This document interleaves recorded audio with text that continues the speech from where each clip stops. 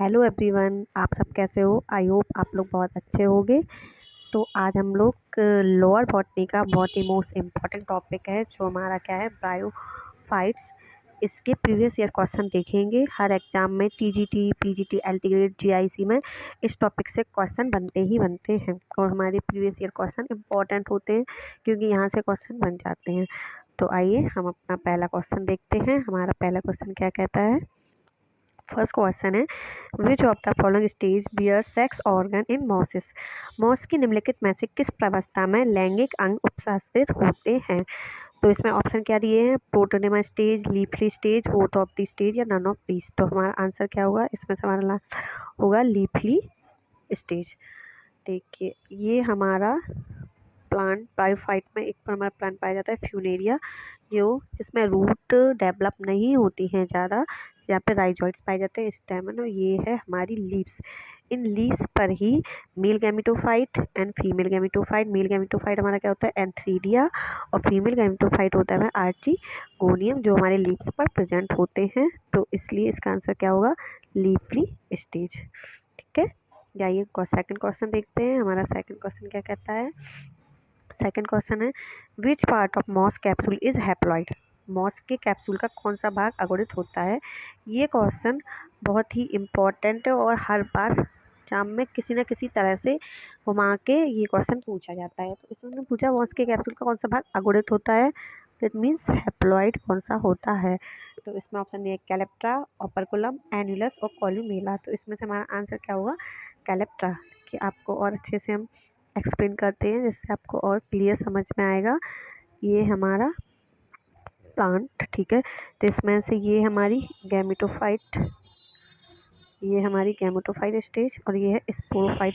Gametophyte stage है जो हमेशा होती है हैप्लॉइड एंड, और स्पोरोफाइट स्टेज होती है हमारी होती है डिप्लॉइड टू एन। ठीक है, अब इन्होंने पूछा है कि किस अवस्था में कैलेप्टा पाए जाते हैं। तो कैलेप्टा हमारा स्पोरोफाइट में पाया जाता है। ये हमारा पूरा एक कैप्सूल, ये कैप्सूल था ये, और इस कैप्सूल पर ये है जो एक सेकेंड, इस कैप्सूल में ये हमारा कैलेप्टा जो कैप्सूल के ऊपर के साइड पे ढक्कन की तरह लगा होता है, और ये जो पाया जाता है स्पोरोफाइट पे 2n होता है, बट ये जो कैलेप्टा है यहाँ पे हमारा कैप्टा होता है हैप्लॉइड, मीन्स एन।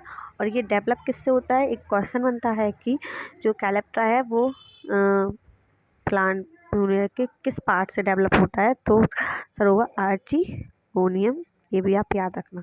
ठीक है, तो आपको क्लियर हो गया होगा। ये गैमेटोफाइट स्टेज है जिसमें लीफ, राइजोइड्स, स्टेम पाई जाती है। इसके ऊपर लगा होता है कैप्सूल जो कि हमारी स्पोरोफाइट, ये तो हमारी स्पोरोफाइट स्टेज है। तो आइए हम क्वेश्चन देखते हैं, आगे चलते हैं।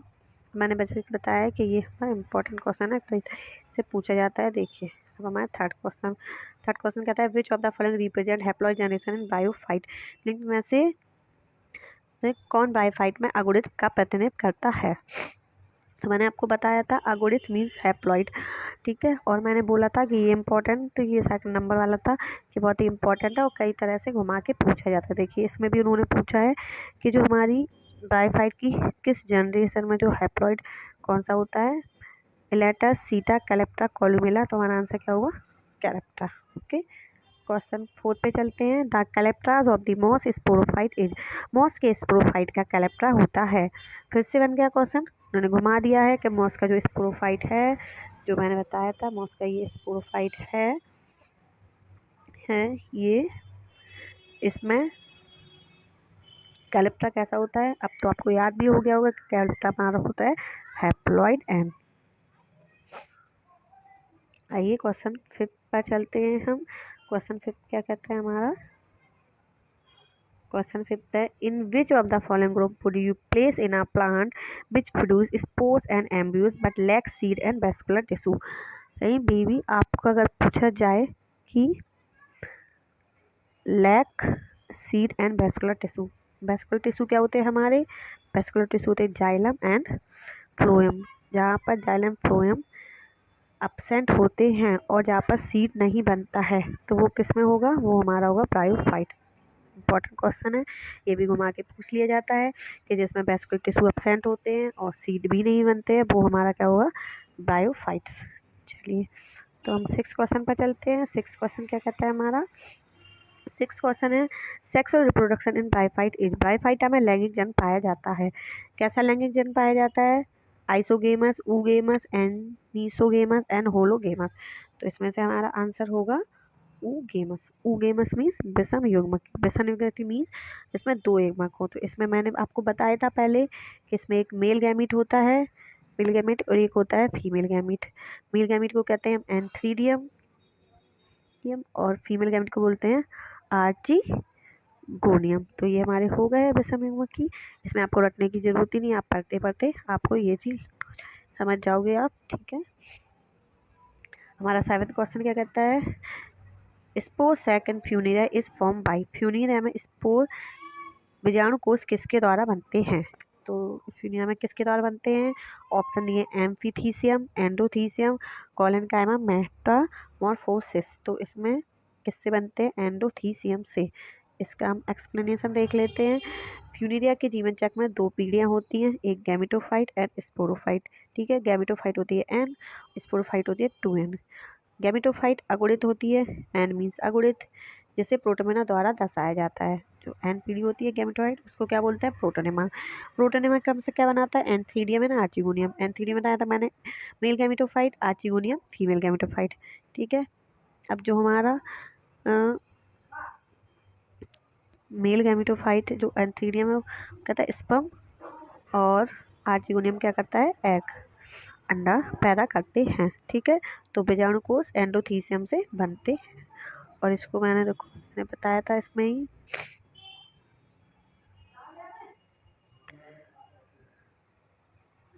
ये थे आपका गैमेटोफाइट,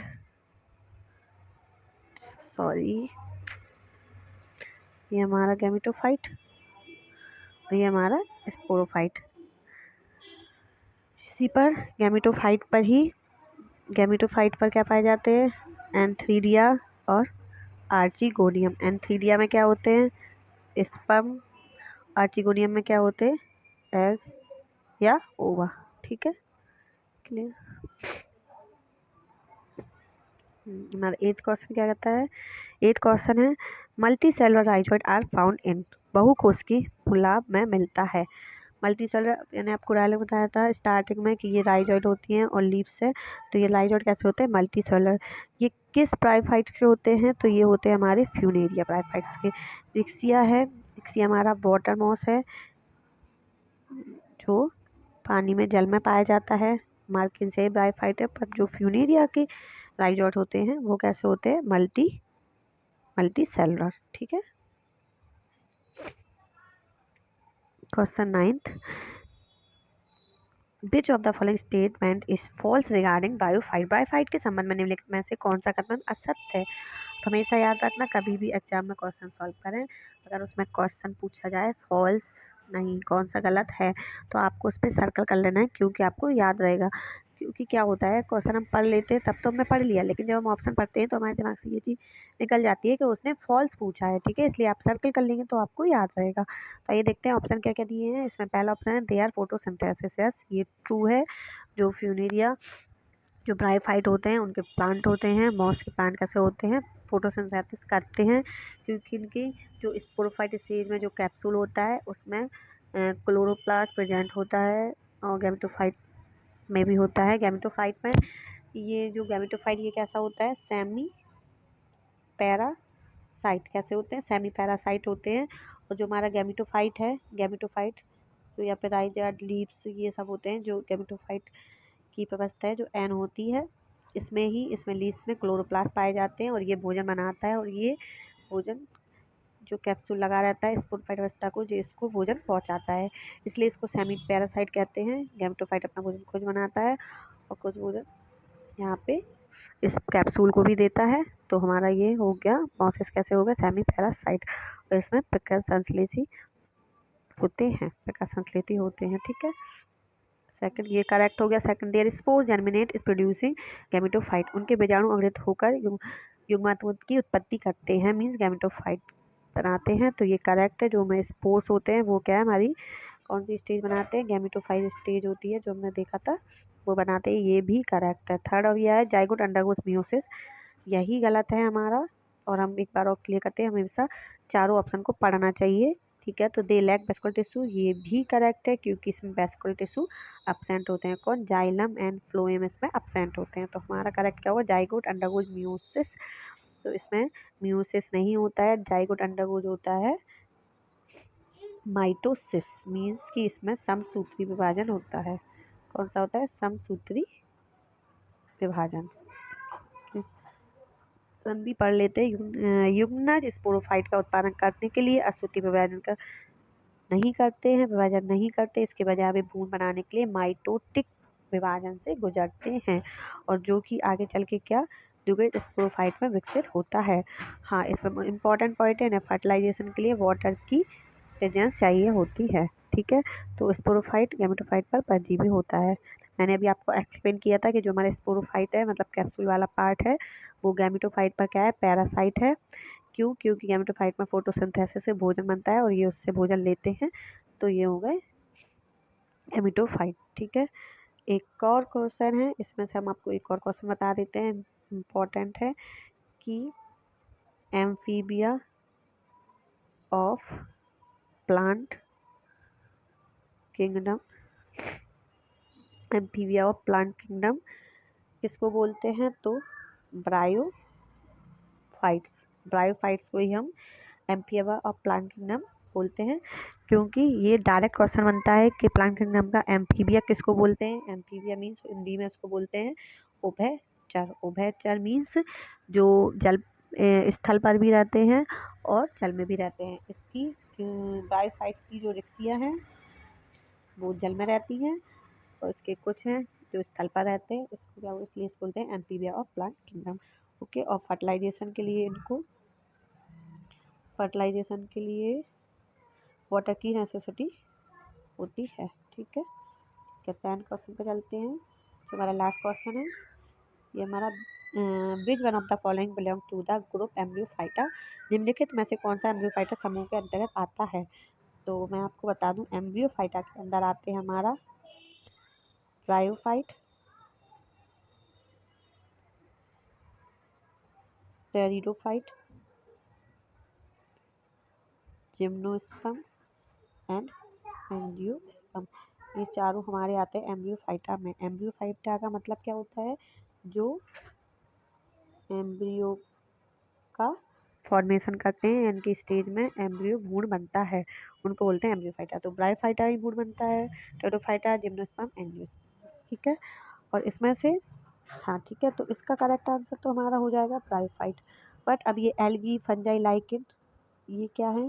ये किस ग्रुप में आते हैं? इसमें से एल्गी, फंजाई, लाइकेन्स ये हमारे आते हैं थैलोफाइटा, थैलोफाइटा ग्रुप में। तो आपको याद रखना है कि अगर स्टार्टिंग में एल्गी, क्योंकि पहले एल्गी है, फंजाई आई, लाइकेन्स आए, उसके बाद डेवलप हुए हैं ब्रायोफाइट्स वगैरह, तो ये हमारे थैलोफाइटा में आते हैं। इन्हें थैलोफाइटा क्यों कहते हैं? इनकी थैलस बनता है, इसलिए इन्हें थैलोफाइटा कहते हैं। और जो ब्रायोफाइटा है, टेरिडोफाइटा, जिम्नोस्पर्म, एंजियोस्पर्म्स, ये इसमें क्या होता है? इसमें एम्ब्रियो बनता है, भ्रूण का निर्माण होता है, इसलिए ये सब आते हैं एम्ब्रियोफाइटा ग्रुप में। आई होप आपको मेरा ये क्वेश्चन और मेरा वीडियो पसंद आया होगा।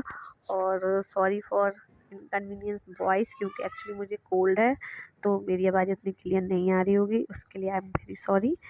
आई होप आपको ये सब पसंद आए, और देखने के लिए थैंक यू सो मच।